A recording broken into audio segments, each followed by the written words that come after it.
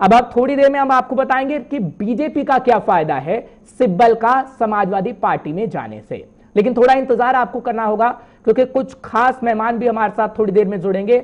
लेकिन कपिल सिब्बल से खास बातचीत की गई है, हमारे ब्यूरो चीफ राजवीर सिंह की तरफ से एक्सक्लूसिव बातचीत है, आप सुनिएगा सर।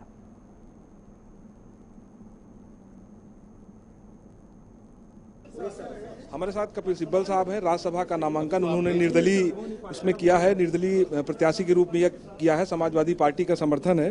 सर, एक लंबी पारी कांग्रेस में खेलने के बाद समाजवादी पार्टी के समर्थन से आप राज्यसभा जा रहे हैं, उसके लिए नामांकन किया है। क्या वजह रही कि आखिर कांग्रेस से इस बार न जाके समाजवादी पार्टी? वजह की जाने की जरूरत नहीं है, ठीक है ना।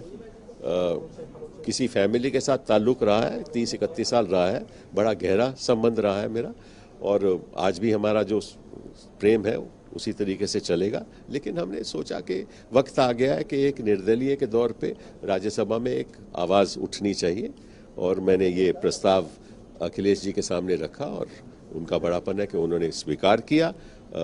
उन्होंने, शिवपाल जी ने, आजम खान साहब ने, बड़े नेताओं ने ये बात स्वीकार करके मुझे यहाँ भेजा। मैं सर, मौजूदा दौर जो राजनीति का है उसमें तमाम जो कांग्रेस के पुराने दिग्गज हैं वो भी कांग्रेस से छिटक रहे हैं। कांग्रेस के लिए एक बड़ी समस्या है, लेकिन चूंकि आप भी काफ़ी वर्षों से जुड़े रहे। देखिए, ऐसा है कि आज के दिन ये सही नहीं है, और यह मैं आइंदा भी मैं नहीं चाहता कि मैं कोई ऐसी बात करूं जिससे लगे कि मैं कांग्रेस से नाराज हूं। ठीक है, नहीं है, बिल्कुल कोई किसी से नाराजगी नहीं है, ना मैं नाराजगी रखना चाहता हूं, क्योंकि संबंध तभी अच्छे रहते हैं जब नाराजगी न हो, और मुझे किसी से कोई नाराजगी नहीं। लेकिन मैं समझता हूं कि मेरे लिए वक्त आ गया था, मैं अपना एक रास्ता अपनाऊं। वो मैंने अपना लिया है, और उसमें जो हाथ है वो अखिलेश जी का है, और मैं उनका शुक्रगुजार। राजनीतिक गलियारे में बड़ी चर्चा है कि आजम खां की जमानत जिस तरह से हुई, तमाम ज्यादतियां की बात अभी आपने से पहले कही, तो क्या ये भी एक बड़ी वजह रही क्या कि आप आजम साहब के वकील रहे, इसके बाद सारी ये बात तो कई दिनों से चल रही है कि आजम खां का वकील तो मैं पीछे रहा ना, ये तो कई दिनों से बात चल रही है।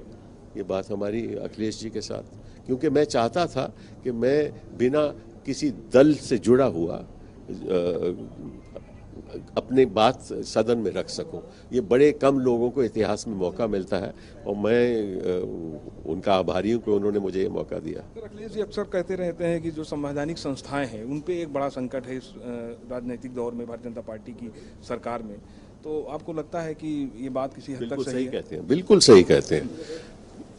संविधान की तो मर्यादा इस देश में ये शासन तो पालन करता ही नहीं, चाहे वो उत्तर प्रदेश हो और चाहे वो सरकार जो दिल्ली में बैठी हुई है वो हो, क्योंकि संविधान की जो सारी संस्थाएं हैं उन पे तो इनका कब्जा हो चुका है।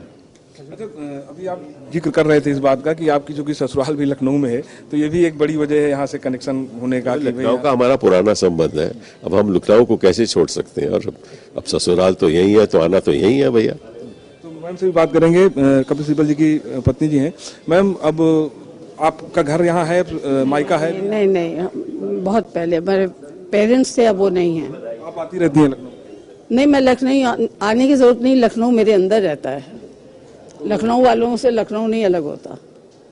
ये कपिल सिब्बल साहब थे, जिनका साफ तौर पे कहना है कि समाजवादी पार्टी के समर्थन से वो प्रत्याशी बने हैं, और राज्यसभा में एक जो बुलंद आवाज होगी वो अब देखने को मिलेगी। कैमरामैन गौरव के साथ राजवीर सिंह, JK न्यूज, लखनऊ।